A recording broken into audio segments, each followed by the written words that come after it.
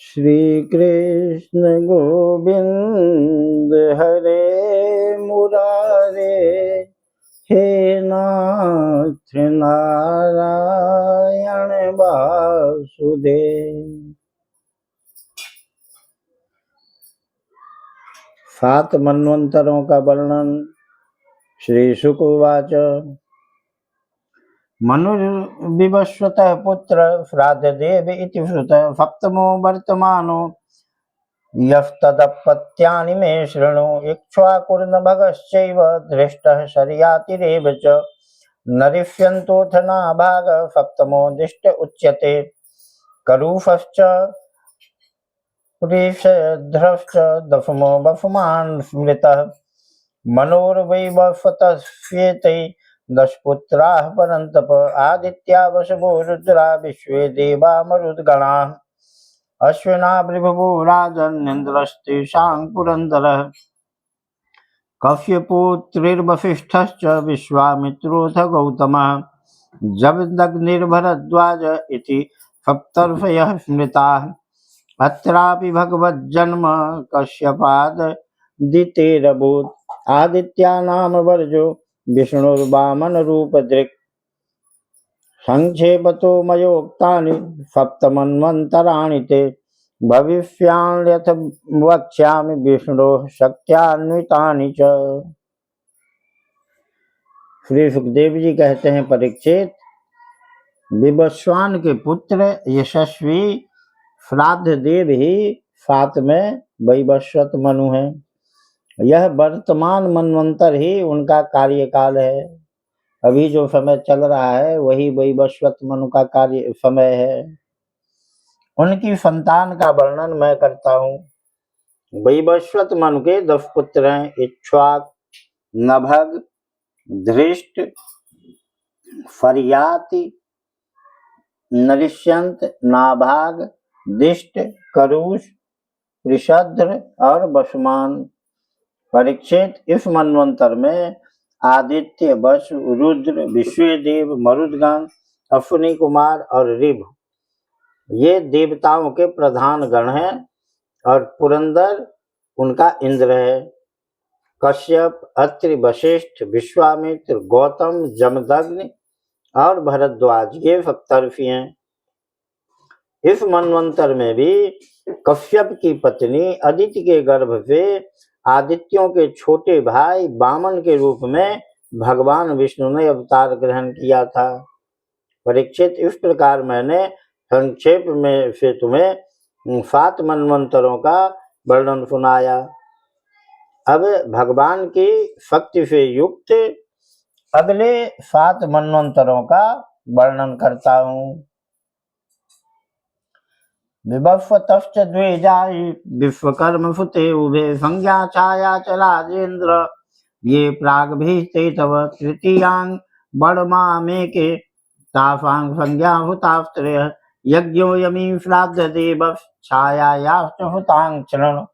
सावर्णस्तपति कन्या भार्या संवरणस्यया शनैश्चरस्तृतीयो भूद्दश्विनो वरवात्मजौ अष्टमेऽन्तर आयाते सावर्णेन भविता मनुः निर्मोक विरजस्काद्याः सावर्णि तनया नृप तत्र देवासु तपसो विरजा अमृतप्रभा तेषां विरोचनभूतो बलिरिन्द्रो भविष्यति दत्त्वे मां याचमानाय विष्णवे यः पदत्रयम् राद्धमिन्द्रपदं हित्वा ततः सिद्धिमवाप्स्यति योऽसौ भगवता बद्धः प्रीतेन हुतले पुनः निवेशितोऽधिके स्वर्गादधुनास्ते फलाडिव गालवो दीप्तिमान् रामो द्रोणपुत्रः कृपस्तथा ऋष्यशृङ्गः पितास्माकं भगवान् बादरायणः इमे सप्तर्षयस्तत्र भविष्यन्ति वयोगतः इदानीमावते राजन् स्वेष्व आश्रममण्डले देवगुह्यात् सरस्वत्यां सार्वभौम इति प्रभु स्थानं पुरन्दरात् धृत्वा बलये दास्यतीश्वरः नवमो दक्षसावर्णिन् मनुर्वरुण संभव भूतकेतुर्दीप्तकेतुरित्याद्यात् तत्सुता नृप। परीक्षित, यह तो मैं तुम्हें पहले बता चुका हूँ कि विवस्वान की दो पत्नियां थी, फंग्या और छाया। ये दोनों ही विश्वकर्मा की पुत्री थी। कुछ लोग ऐसा कहते हैं कि उनकी एक तीसरी पत्नी बड़बा भी थी। मेरे विचार से तो फंग्या का ही नाम बड़बा हो गया था। उन सूर्य पत्नियों में फंग्या से 3 संतानें हुई, यम, यमी और श्राद्ध देव। छाया के भी 3 संतानें हुई, श्रावण, फनेश्चर और तपती नाम की कन्या, जो संवरण की पत्नी हुई। जब संज्ञा ने बड़वा का रूप धारण कर लिया, तब उससे दोनों अश्विनी कुमार हुए। 8वें मनवंतर में श्रावण मनु होंगे। उनके पुत्र होंगे निर्मोक, बिरजफ आदि परीक्षित। उस समय फुतपा, बिरज और अमृत प्रभ नामक देवगण होंगे। इन देवताओं के इंद्र होंगे विरोचन के पुत्र बलि। विष्णु भगवान ने वामन अवतार ग्रहण करके इन्हीं से 3 पग पृथ्वी मांगी थी, परंतु इन्होंने उनको सारी त्रिलोकी दे दी। राजा बलि को एक बार तो भगवान ने बांध दिया था, परंतु फिर प्रसन्न होकर उन्होंने इनको स्वर्ग से भी श्रेष्ठ सुतल लोक का राज्य दे दिया। वे इस समय वहीं इंद्र के समान विराजमान हैं। आगे चलकर ये ही इंद्र होंगे और समस्त ऐश्वर्यों से परिपूर्ण इंद्र पद का भी परित्याग करके परम सिद्धि प्राप्त करेंगे। गालब, दीप्तिमान, परशुराम, अश्वत्थामा, कृपाचार्य, ऋष्यशृंग और हमारे पिता भगवान व्यास, ये 8वें मनवंतर में सप्तर्षि होंगे। इस समय ये लोग योग बल से अपने अपने आश्रम मंडल में स्थित हैं। देवगुह्य की पत्नी सरस्वती के गर्भ से सार्वभौम नामक भगवान का अवतार होगा। ये ही प्रभु पुरंदर इंद्र से स्वर्ग का राज्य छीनकर राजा बलि को दे देंगे। परीक्षित वरुण के पुत्र दक्ष सावर्ण 9वें मनु होंगे। भूतकेतु, दीप्तकेतु आदि इनके पुत्र होंगे।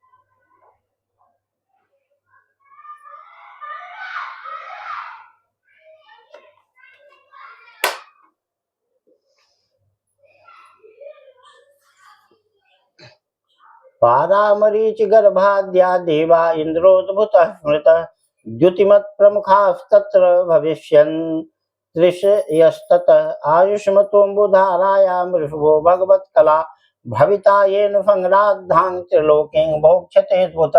10मो ब्रह्म सावर्णे रूप श्लोक सुतो महान् तत्सुता भूरिशेलाद्या हविष्मत् प्रमुखा द्विजाः हविष्मान सुकृतिः सत्यो जयो मूर्तिस्तथा द्विजा। फुवासन विरुद्धाद्या देवा शंभुरेश्वर विश्वक्षेणु विशुच्यां शंभो भक्तं करिष्यति जातः स्वांगफेन भगवान गृहे विश्वसृजो विभो मनुर्वै धर्म सावर्णिरेकादशम आत्मवान् अनागतास्तत् सुताश्च सत्यधर्मादयो दव विहंगमाः कामगमाः निर्वाण रुचयः पुरा इंद्रश्च वैधृतस्तेषां ऋषयश्चारुणादयः आर्यकश्यपतस्तत्र धर्मसेतुरिति स्मृतः वैधृतायां हरेरंशस्त्रिलोकीं धारयिष्यति भविता रुद्रफावर्णी राजन् द्वादशमो मनुः देववानुपदेवश्च देवश्रेष्ठादयः हुताः ऋतधामा च तत्तेन्द्रो देवाश्च हरितादयः ऋषयश्च तपोमूर्ति तपस्व्याघ्रेदकादयः स्वधामाख्यो हरेरंश साधयिष्यति तन्मनो अंतरंग सत्यफूनृतायाः पुतो विभो मनुस्त्रयोदशो भाव्यो देवसावर्णिरात्मवान् चित्रफेन विचित्राद्या देवसावर्णि देहजा देवाः सुकर्म पुत्राम संज्ञा इंद्रो दिवस्पतिः निर्मूकतत्त्वदर्शाद्या भविष्यन्त्रिष यस्तदा।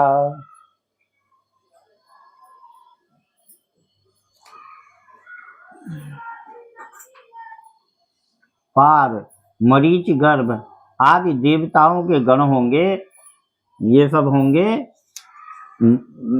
जब दक्ष सावर्णी 9वें मन होंगे तब पार मरीच गर्भ आदि देवताओं के गण होंगे और अद्भुत नाम के इंद्र होंगे। उस मनवंतर में द्युतिमान आदि सप्तर्षि होंगे। आयुष्मान की पत्नी अम्बुधारा के गर्भ से ऋषभ के रूप में भगवान का कलावतार होगा। अद्भुत नामक इंद्र उन्हीं की दी हुई त्रिलोकी का उपभोग करेंगे। 10वें मन होंगे उपश्लोक के पुत्र ब्रह्मसावर्णी, उनमें समस्त सद्गुण निवास करेंगे। भूरिसेन आदि उनके पुत्र होंगे और हविष्मान सुकृति सत्य जय मूर्ति आदि सप्तर्षि होंगे। सुवासन विरुद्ध आदि देवताओं के गण होंगे और इंद्र होंगे शंभु। विश्वफ्रिज की पत्नी विसूच के गर्भ से भगवान विश्वक्सेन के रूप में अंशावतार ग्रहण करके शंभु नामक इंद्र से मित्रता करेंगे। 11वें मन होंगे अत्यंत संयमी धर्म सावर्ण, उनके सत्य धर्म आदि 10 पुत्र होंगे। विहंगम कामगम निर्वाण रुचि आदि देवताओं के गण होंगे। अरुणादि सप्तर्षि होंगे और वैधृत नाम के इंद्र होंगे। आर्यक की पत्नी वैधृता के गर्भ से धर्म सेतु के रूप में भगवान का अंशावतार होगा और उसी रूप में ये वे त्रिलोकी की रक्षा करेंगे। परीक्षित 12वें मनु होंगे रुद्र सावर्ण, उनके देववान उपदेव और देव श्रेष्ठ आदि पुत्र होंगे। उस मनवंतर में ऋतुधामा नामक इंद्र होंगे और हरित आदि देवगण। तपोमूर्ति तपस्वी आग्निद्रक आदि सप्तर्षि होंगे। सत्यसहा की पत्नी फूनृता के गर्भ से स्वधामा के रूप में भगवान का अंशावतार होगा और उसी रूप में भगवान उस मनवंतर का पालन करेंगे। 13वें मनु होंगे परम जितेंद्रिय देव सावर्ण, चित्रसेन विचित्र आदि उनके पुत्र होंगे। सुकर्म और सूत्राम आदि देवगण होंगे तथा इंद्र का नाम होगा दिवसपति। उस समय निर्मोक और तत्वदर्श आदि सप्तर्षि होंगे। देवहोत्रस्य तनय उपहर्ता दिवसपते योगेश्वरो हरेरंशो बृहत्यां संभविष्यति। मनुर्वा इंद्र सावर्णिश्चतुर्दशम एष्यति। उरुगंभीर बुद्ध्याद्या इंद्र सावर्णि वीर्यजा पवित्राश्चाक्षुखा देवा शुचिरिंद्रो भविष्यति। अग्निर्बाहु शुचि बुद्धो मागधाद्यास्तपस्विनः सत्रायणस्य तनयो बृहद्भानुस्तदा हरे वितानायां महाराज क्रियातन्तोन्विता राजंश्चतुर्दशैतानि त्रिकालानुगतानि ते प्रोक्तान्येभिर्मितः कल्पो युगसाहस्र पर्ययः। देवहोत्र की पत्नी बृहति के गर्भ से योगेश्वर के रूप में भगवान का अंशावतार होगा और उसी रूप में भगवान दिवसपति को इंद्रपद देंगे। महाराज 14वें मनु होंगे इंद्र सावर्ण, उरु गंभीर बुद्धि आदि उनके पुत्र होंगे। उस समय पवित्र चाक्षुष आदि देवगण होंगे और इंद्र का नाम होगा शुचि। अग्नि, बाहु, शुचि, शुद्ध और मागध आदि सप्तर्षि होंगे। उस समय सत्यायन की पत्नी बिताना के गर्भ से बृहद भानु के रूप में भगवान अवतार ग्रहण करेंगे तथा कर्मकांड का विस्तार करेंगे।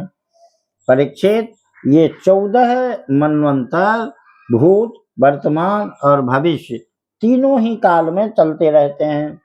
इन्हीं के द्वारा एक सहस्त्र चतुर्युगी वाले कल्प के समय की गणना की जाती है। जय श्री कृष्ण। दक्ष श्रावण के बाद बल्कि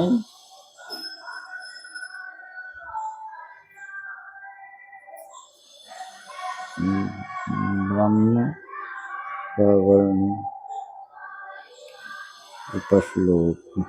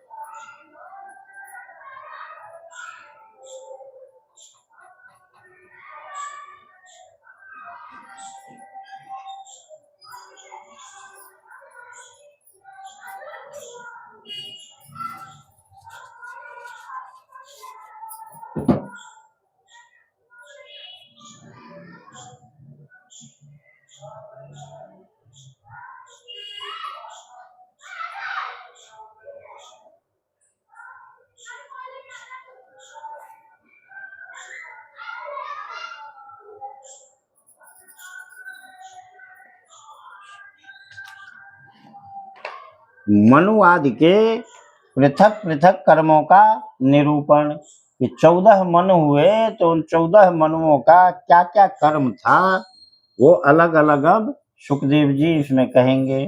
राजोवाच मन्वंतरे भगवन् यथा मन्वादयस्त्वमें यस्मिन् कर्मणि ये न नियुक्ताः तद्वदस्व में।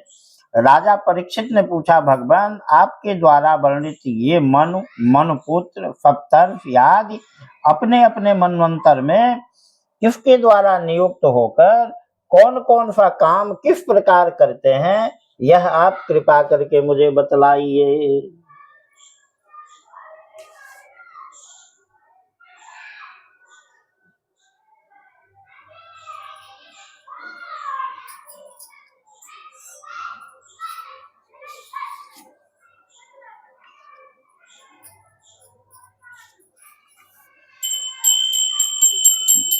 ऋषिरुवाच मनवो मनुपुत्राश्च मुनयश्च महीपते इन्द्राः सुरगणाश्चैव सर्वे पुरुषशासना यज्ञादयो याः कथिताः पौरुषस्तनवो नृप मन्वादयो जगद्यात्रां नयनन्त्याभिः प्रचोदिताः चतुर्युगान्ते कालेन ग्रस्तां श्रुति गणान्यथा तपसा ऋषयो पश्यन्त्यो धर्मः सनातनः। श्री सुखदेव जी कहते हैं, परीक्षित, मनुपुत्र, सप्तर्षि और देवता सबको नियुक्त करने वाले स्वयं भगवान ही हैं। राजन, भगवान के जिन यज्ञ पुरुष आदि अवतार शरीरों का वर्णन मैंने किया है, उन्हीं की प्रेरणा से मनु आदि विश्व व्यवस्था का संचालन करते हैं। चतुर्युगी के अंत में समय के उलट फेर से जब श्रुतियां नष्ट प्राय हो जाती है, तब सप्तर्षिगण अपनी तपस्या से पुनः उनका साक्षात्कार करते हैं। उन श्रुतियों से ही सनातन धर्म की रक्षा होती है।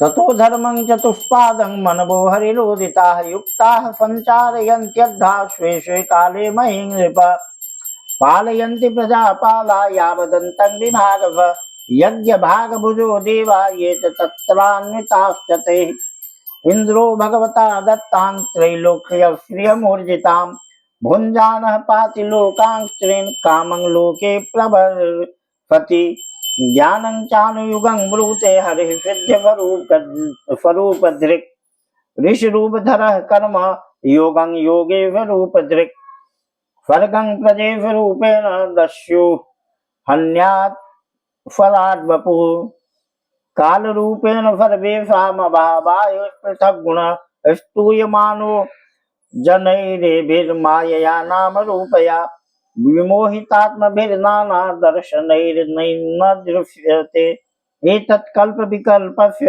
प्रमाणं परिकीर्तितं यत्र मन्वन्तराण्याहुश्चतुर्दश पुराविदः। राजन, भगवान की प्रेरणा से अपने अपने मनवंतर में बड़ी सावधानी से सबके सब मनु पृथ्वी पर चारों चरण से परिपूर्ण धर्म का अनुष्ठान करवाते हैं। मनुपुत्र मनवंतर भर काल और देश दोनों का विभाग करके प्रजा पालन तथा धर्म पालन का कार्य करते हैं। पंच महायज्ञ आदि कर्मों में जिन ऋषि, पितर, भूत और मनुष्य आदि का संबंध है, उनके साथ देवता उस मनवंतर में यज्ञ का भाग स्वीकार करते हैं। इंद्र भगवान की दी हुई त्रिलोकी की अतुल संपत्ति का उपभोग और प्रजा का पालन करते हैं। संसार में यथेष्ट वर्षा करने का अधिकार भी उन्हीं को है।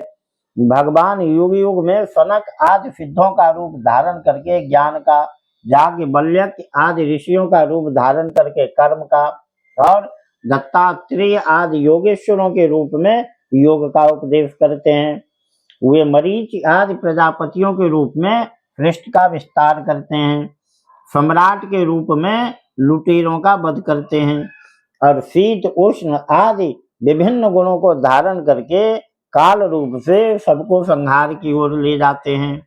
नाम और रूप की माया से प्राणियों की बुद्धि विमूढ़ हो रही है, इसलिए वे अनेक प्रकार के दर्शन शास्त्रों के द्वारा महिमा तो भगवान की ही गाते हैं, परंतु उनके वास्तविक स्वरूप को नहीं जान पाते। परीक्षित, इस प्रकार मैंने तुम्हें महाकल्प और अन्वांतर कल्प का परिमाण सुना दिया। पुराण तत्व के विद्वानों ने प्रत्येक अवांतर कल्प में 14 मनवंतर बतलाए हैं।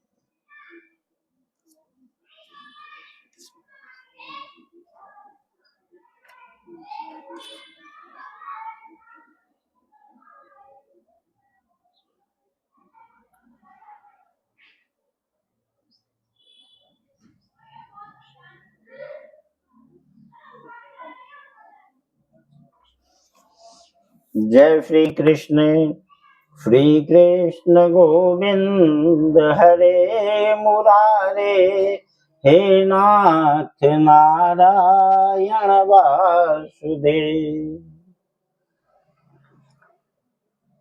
राजा बल की स्वर्ग पर विजय। राजोवाच बले पदत्रयं भूमे कस्मात् दरिर्याचत भूतेश्वर कृपण बल्लब्धार्थोऽपि बबन्धतम् एतद्वेदितुमिच्छामो महत्कौतूहलं हिनः यज्ञेश्वरस्य पूर्णस्य बंधनं चाप्यनागतः।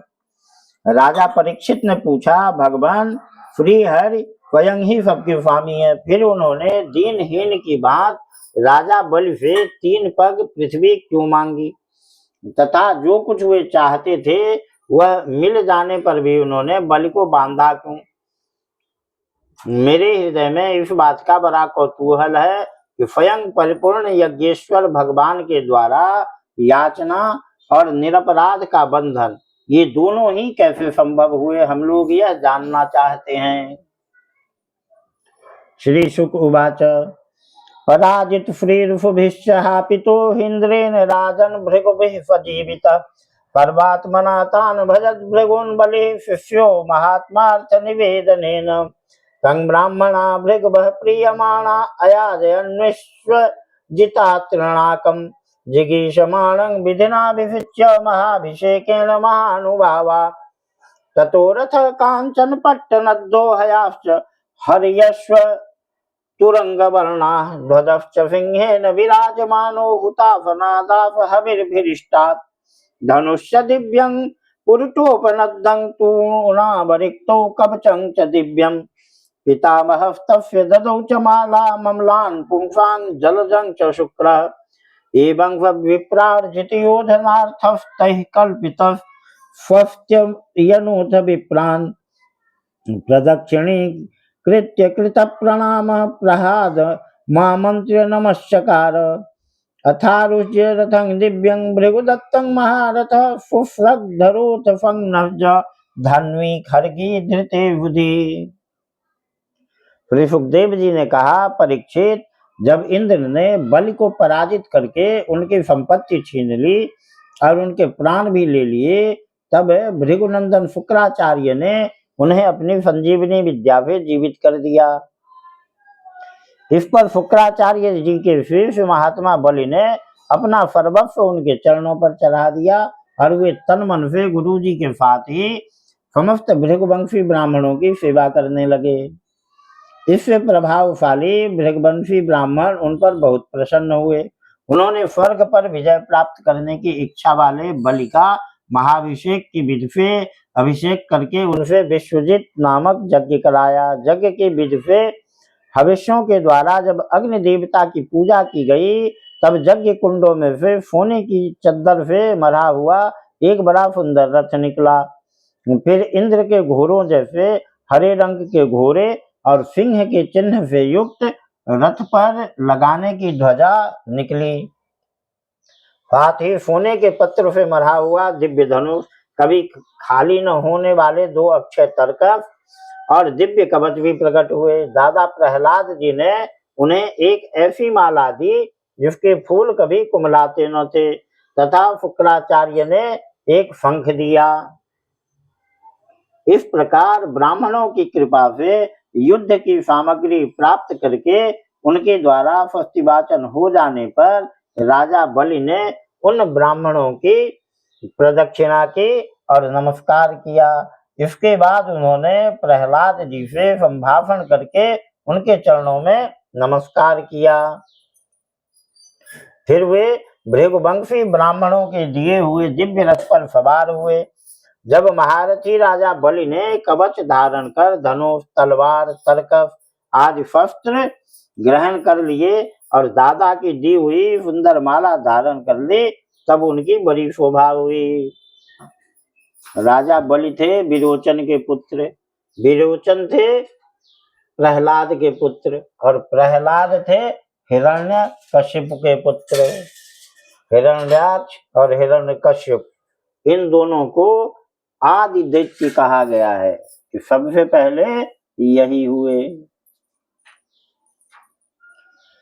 हेमांग दल सद्बाहु स्फुरन मकर कुंडल राज रथमारूढ़ो दिष्णस्य एव हव्यवाट तुल्यैश्वर्य बल श्रीवे स्वयूथैर्दैत्ययूथपैः पिबद्भिर्विश्वंदृग्भिर्दहद्भिः परिधीनिव भृतो विकर्षण महती महापुरीं ध्वजिनीं विभो ययाविन्द्रपुरीं सुहृद्धां कम्पयन्निवरोधसि रम्यामुपवनोद्याने श्रीमद्भिर्नन्दनादिभिः कूजद्विहङ्गमिथुनैर्गायन् मत्तमधुव्रते प्रबालफलपुष्पोरुभारशाखामरद्रुमैः हंस सारस चक्राव कारण्डवकुलाकुलाः नलिन्यो यत्र क्रीडन्ति प्रमदाः पुरसेविताः आकाशगङ्गया देव्यावृतां परिखभूतया प्राकारेणाग्निवर्णेन साट्टालेनोन्नतेन च रुक्मपट्टकपाटैश्च द्वारैः स्फटिकगोपुरैः जुष्टां विभक्तप्रपथां विश्वकर्म विनिर्मितां सभाचत्वरथ्याढ्यां विमानैर्न्यर्बुदैर्युतां शृङ्गाटकैर्मणिमयैर्वज्रविद्रुमवेदिभिः यत्र नित्यमयो रूपा श्यामा विरजबाफसः भ्राजन्ते रूपवन्नार्यो ह्यर्चिभिर्रिवनयः। उनकी भुजाओं में सोने के बाजूबंद और कानों में मकराकृत कुंडल जगमगा रहे थे।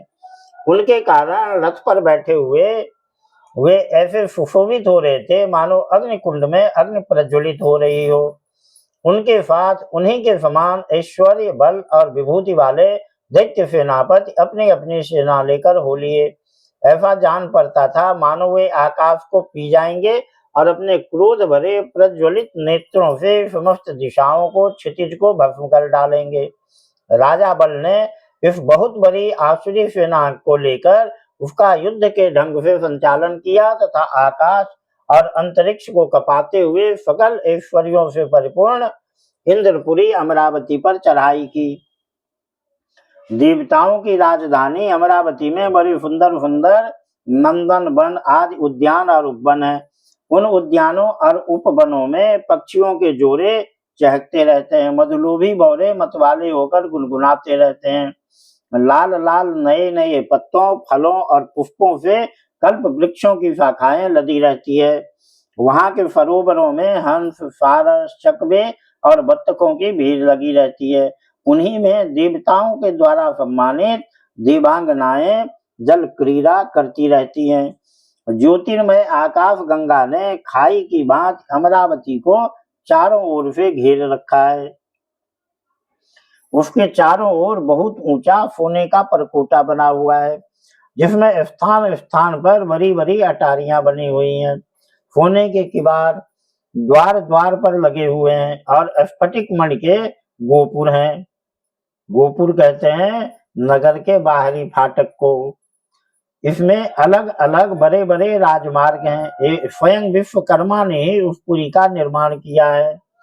सभा के स्थान, खेल के चबूतरे और रथ चलने के लिए बड़े बड़े मार्गों से वह शोभायमान है।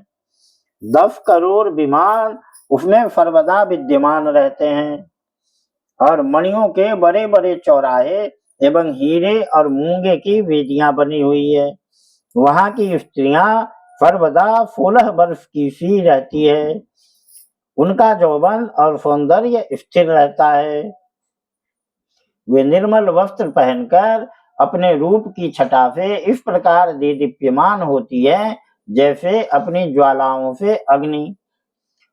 पुरस्त्री केश विभ्रष्ट नव सौगंधि कस्रजाम यत्रामोद मुपादाय मार्ग आवाति मारुत हेमजालाक्ष निर्गच्छ धूमे नागुरु गंधिना पांडुरेण प्रतिच्छन्न मार्गे यान्ति पुरप्रिया मुक्ताभितानैर्मणिहेम केतुभिर्नाना पताका बलभिरावृताम् शिखण्डी पारावत भृंगनादितांग वैमानिक स्त्री कलगीत मंगलाम मृदंग शंखा नक दुंदुभिस्वने फताल वीणा मूर्जष्टि वेणुभे नृत्यै स्ववाद्यै रूपदेव गीतकैर्मनोरमां स्वप्रभयाजित प्रभाम् यां न व्रजन्त्य धर्मिष्ठा खलाभूत दुर्भटा मानिनः कामिनो लुब्धा ये विरहीना व्रजन्ति यत् तां देवधानीं स्वरूथिनी पतिर्बहिः स्वमन्तादरुरुधे पृतन्यया आचार्य दत्तं जलजं महाफलं दद्मौ प्रयुञ्जन् भयमिन्द्र योषिताम् मधवांस्तमभिप्रेत्य बले परममुद्यमम् सर्वदेवगणोपेतो गुरुमेतदुवाच भगवन्नुद्यमो भूयान् बलेन नः पूर्ववैरिणः अविसृज्यमिमं मन्ये केनासीते तथोर्जितः। अपने अपने रूप की छटा देवांगनाओं के जूरे से गिरे हुए नवीन सौगंधित पुष्पों की सुगंध लेकर वहां के मार्गों में मंद मंद हवा चलती रहती है। सुनहली खिड़कियों में से अगर की सुगंध से युक्त सफेद धुआं निकल निकल कर वहां के मार्गों को ढक दिया करती है। उसी मार्ग से देवांगनाएं जाती आती हैं। स्थान स्थान पर मोतियों की झालरों से सजाए हुए चंदोबे तने रहते हैं। सोने की मणिमय पताकाएं फहराती रहती हैं। छज्जों पर अनेकों झंडियां लहराती रहती हैं। मोर, कबूतर और भौरे कलगान करते रहते हैं।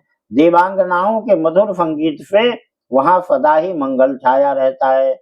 मृदंग, शंख, नगारे, ढोल, बीना, बंसी, मजीरे और रिष्टियां बजती रहती हैं। गंधर्व बाजों के साथ गाया करते हैं और अप्सराएं नाचा करती हैं। इनसे अमरावती इतनी मनोहर जान पड़ती है मानो उसने अपनी छटा से छटा की अधिष्ठात्री देवी को भी जीत लिया है। उस पुरी में अधर्मी, दुष्ट, जीवद्रोही, ठग, मानी, कामी और लोभी नहीं जा सकते। जो इन दोषों से रहित हैं वे ही वहां जाते हैं। असुरों की सेना के स्वामी राजा बलि ने बहुत बड़ी सेना से बाहर की ओर सब ओर से अमरावती को घेर लिया और इंद्र पत्नियों के हृदय में भय का संचार करते हुए उन्होंने शुक्राचार्य जी के दिए हुए महान शंख को बजाया। उस शंख की ध्वनि सर्वत्र फैल गई। इंद्र ने देखा कि बलि ने युद्ध की बहुत बड़ी तैयारी की है, अतः सब देवताओं के साथ वे अपने गुरु बृहस्पति जी के पास गए और उनसे बोले, भगवान, मेरे पुराने शत्रु बलि ने इस बार युद्ध की बहुत बड़ी तैयारी की है। मुझे ऐसा जान पड़ता है कि हम लोग उनका सामना नहीं कर सकेंगे। पता नहीं किस शक्ति से इनकी इतनी बढ़ती हो गई है। नैनं कश्चित् कुतो वापि प्रतिव्यूढुमधीश्वर पिबन्निव मुखे नेदन् लिहन्निविदिशो दव दहन्निविदिशो दृग्भे संपर्ताग्निर्भूत्थितः ब्रूहि कारणमे तस्य दुर्धर्षत्वस्य मद्रिपो दोषः सहो बल ओजः सहो बलं तेजो यत् एतत् समुद्यमः। मैं देखता हूँ कि इस समय बलि को कोई भी किसी प्रकार से रोक नहीं सकता। वे प्रलय की आग के समान बढ़ गए हैं और जान पड़ता है मुख से इस विश्व को पी जाएंगे, जीभ से दसों दिशाओं को चाट जाएंगे और नेत्रों की ज्वाला से दिशाओं को भस्म कर देंगे। आप कृपा करके मुझे बतलाइए कि मेरे शत्रु की इतनी बढ़ती का जिसे किसी प्रकार भी दबाया नहीं जा सकता क्या कारण है। इसके शरीर, मन और इंद्रियों में इतना बल और इतना तेज कहाँ से आ गया है कि इसने इतनी बड़ी तैयारी करके चढ़ाई की है।